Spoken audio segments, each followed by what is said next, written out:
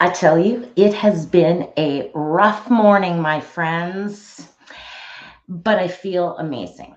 Why? What the hell is going on? Well, let me tell you. I have been helping people, I guess, in the helping profession for many years. I have gone through my share of stuff like everybody else.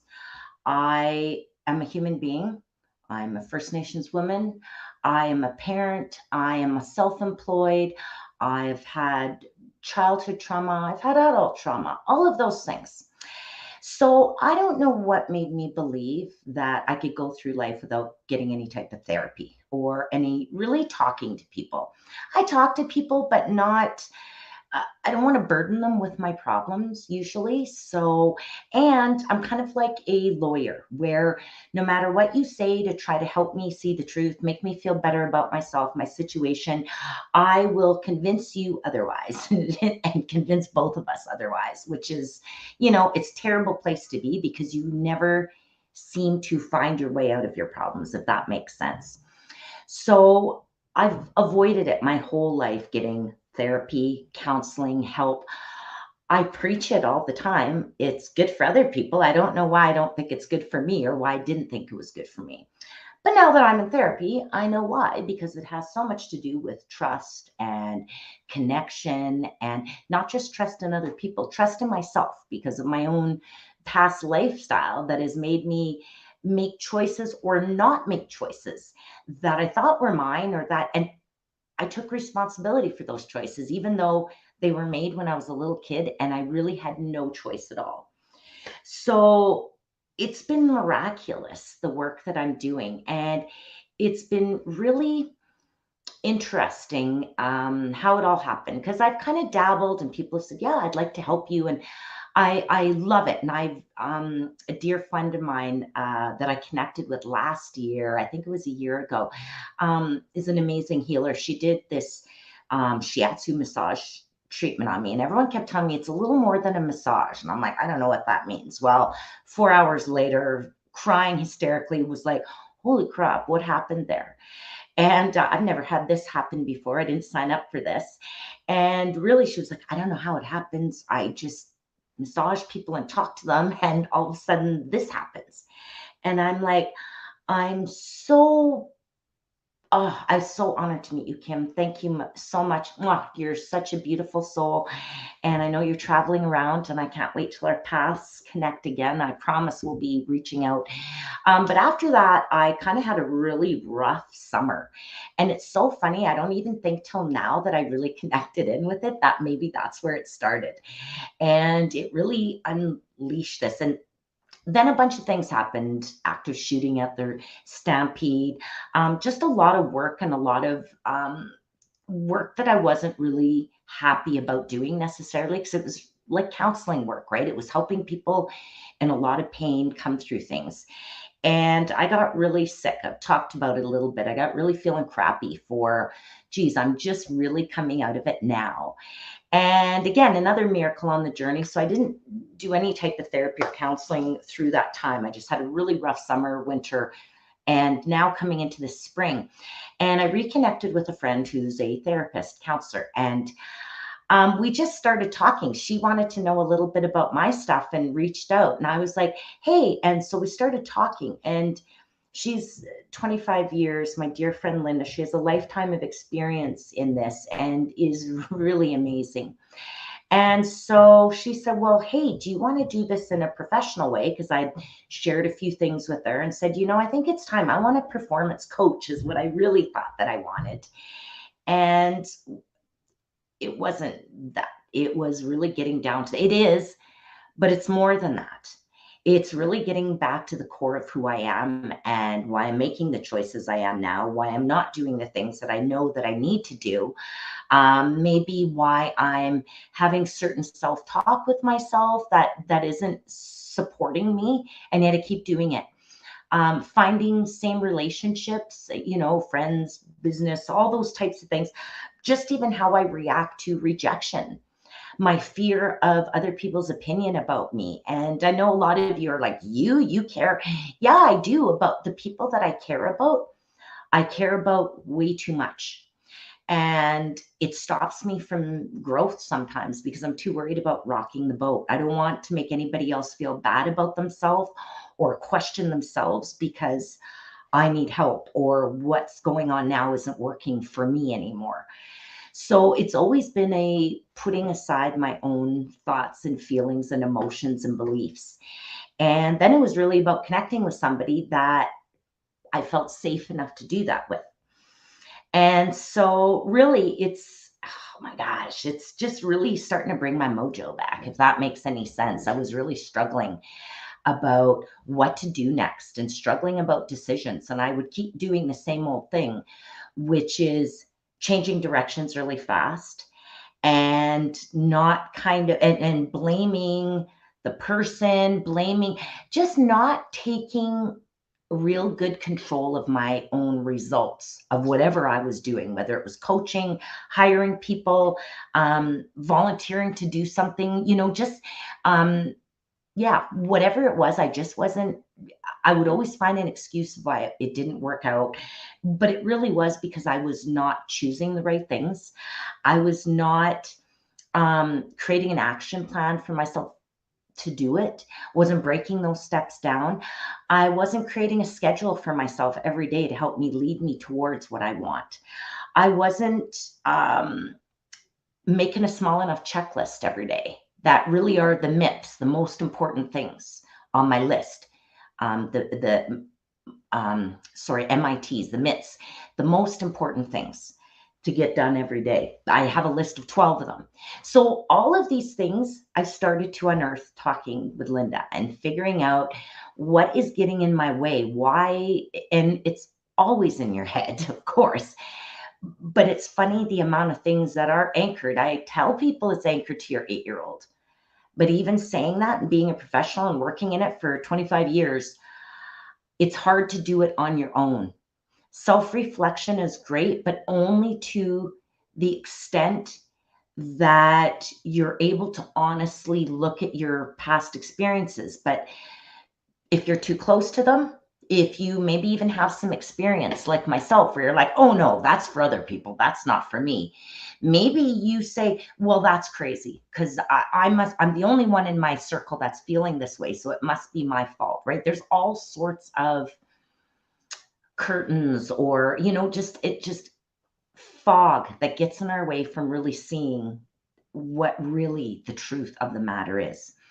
So having somebody that you can process these thoughts with are really valid. I've also realized that I do need a coach, counselor, coach therapist, where slash advisor, where I can't just have it being about, well, how do you feel? Well, what would you like it to be? I already can do that with myself. I need somebody that will challenge my beliefs, that will challenge, have you thought of everything? Did you break it down enough? What are you going to do right now? When are you going to do that? Right now, right now, right now. I need that because I'm a procrastinator. And I don't have enough confidence sometimes in myself. I'm scared to make the wrong decision all the time. And that's part of childhood processing, programming, right? Not just my way that I processed experiences and made this belief system around what I saw. But I was a little kid. And I'm realizing that a lot of those processes, I'm still holding it. Oh, well, no, this is what a good person is. This is what a bad person is. And to some truth, that is true. But I'm also very judgmental. I'm also very sensitive, so that if anybody, one person doesn't like what I have, it will ruin me. It will crush me. Or I will get really outward to other people. Well, they just must not have liked what I was doing, but it's their fault. It's their fault. Instead of just being, oh, well, some people are going to like you and some people aren't, and then move on with it. I will hold that in my fiber. So it's really important for me to work through that, because how am I going to serve other people? How am I going to put myself out there daily if I'm constantly worried that I'm going to be crushed, or I'm going to be hurt again, or somebody's going to judge me? Hell, it doesn't matter how healthy you are, how perfect you are, how anything you are. People are going to judge you either way. So why don't you just be who you want to be and do what you want to do and let the judgment fly, right? Because at least I'm living my life the way I want to. The other part why I never did that before, well, what if I'm wrong? What if I get too conceited? What if I gamble too much? What if I um, get too crazy? What if I'm too over the top? Well, you know what? You got some close friends that you really take their opinion and they may give that to you. If you don't, then if all it is negativity, you know what I'm talking about. The friends that lift you up and don't make you feel crappy. They're going to be the honest ones to say, whoa, Zan, hey, you were really over the line there that last time. No big deal. That's what you want to do, but just letting you know, whatever. In the healthiest way possible. But for me now, I'm not going to expect my friends to do that. I'm going to work with my therapist and I'm going to talk to her about it and go, this is how I'm feeling. This is what other people's perception are. Do I need to care about it? Do I need to change who I am? Because that's what brings me the greatest amount of grief in my life is what are people going to think? Do you feel that way? Because I know I sure do.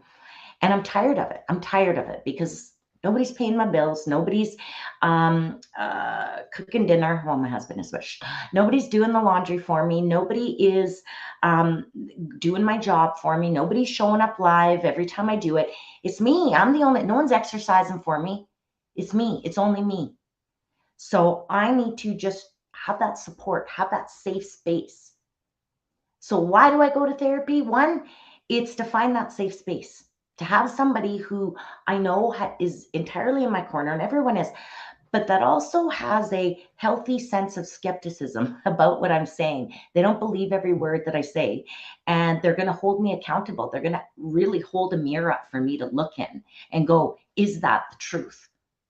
And really challenge my belief. Why do you believe that? Who first told you that? Where does that come from? How does that make you feel? And then give me some advice of what to do when I feel that way again. Well, what do? I feel that. Okay, well, whether it be deep breathing, whether it be flash therapy, whether it be EMDR, whether it be whatever the things that we're doing, I have some strategies now that I can lean into. And I'll be sharing more of those with you, but that's not what today is about. It's at that base of why am I doing this? But really, on a personal level, why do I do this? I do it to sort out my feelings about everything. That's it. It allows me to, and for me to view my past experiences, my present experiences through a real open lens, a safe lens, so that I've got somebody there in my corner, but that's also going to challenge whatever beliefs I brought.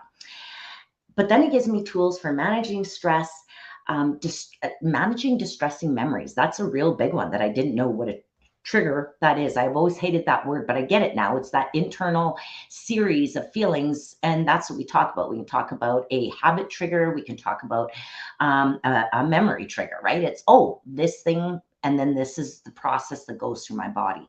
So really trying to sort that out and short circuit that feeling system, right, around that memory. So to make it a memory and not a activating thing in my life all the time still. And then really for me, the biggest one is decision making, being able to trust myself to make decisions. Because right now I am not great at it. And when I do, I have fear of missing out. I have buyer's remorse. I'm just the worst at it constantly. So I'm really working on that and getting support with that.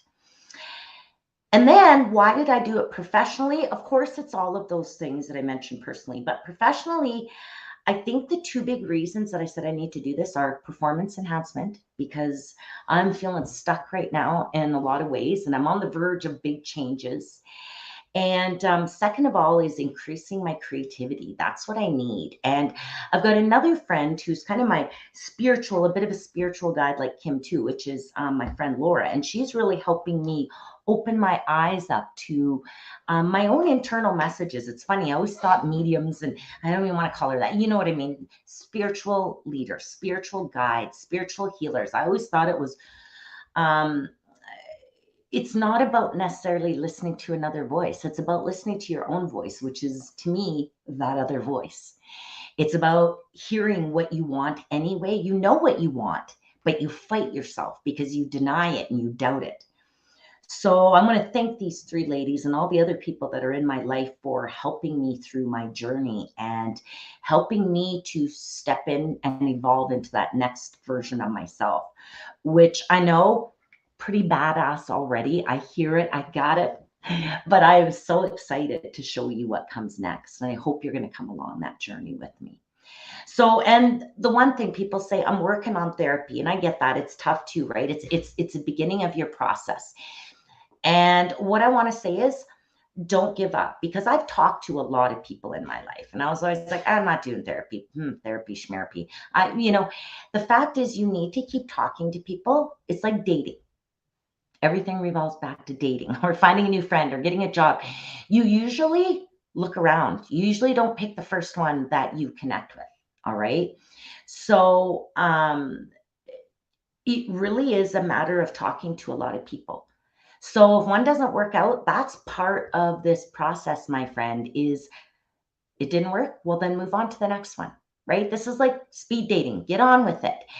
Also, if you've been working with somebody for a long, long time and you don't feel like you're making progress or you haven't made progress in a while, you got to break up with them, or you got to look at yourself honestly and say, am I still working as hard in therapy as I was when I started? Because that's what I've had clients that have coached. They're like, yeah, I tried that and it worked for a bit and then it didn't work. And I'm like, well, did you stop working or did therapy stop working? Or did your therapist just, you've reached a place where you need to find another one. So that's the other thing. You may have 5 different therapists for 5 different parts of your life.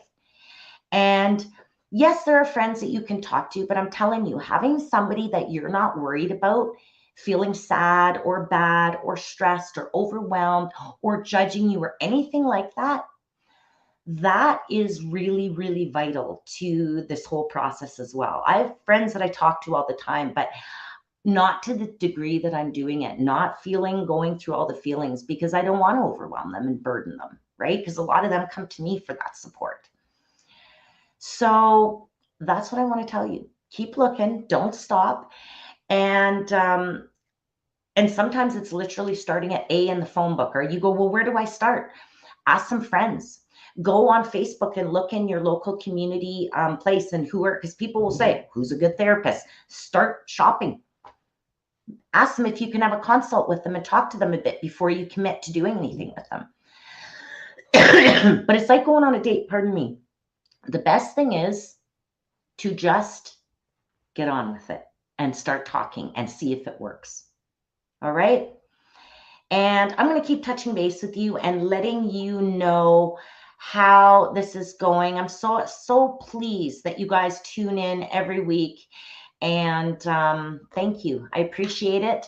And let me know what you think. So I'd love for you guys. I'm just updating my mailing list right now because it kind of went stagnant. I'm getting ready to start sending out not an obnoxious amount of emails, just something once a week, once every couple of weeks, for some more tools on what I'm talking about. So this is something that interests you as well, to have a two-way communication. Is there anything else that I can provide for you? Topics, workshops, things coming. I'm getting ready to really start organizing. Instead of waiting for clients to engage me, I'm going to start setting up group engagements and for people to come and sign up for and to participate, because groups really do help us do things, right? It's harder doing it on your own. So I want to really create that environment for everybody to get what they want.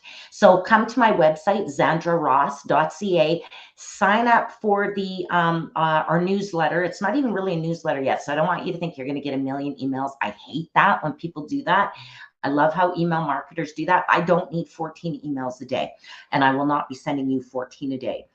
And then finally, today's the day. We're going to be dropping all the details for the retreat. So I'm going to be finalizing that. I'm getting the sales page happening right now. So as soon as that is done, I'm going to be jumping onto another live here shortly to give you some details about the upcoming women's strategic planning retreat that's going to be held on Vancouver Island at the beautiful Tinamera Resort.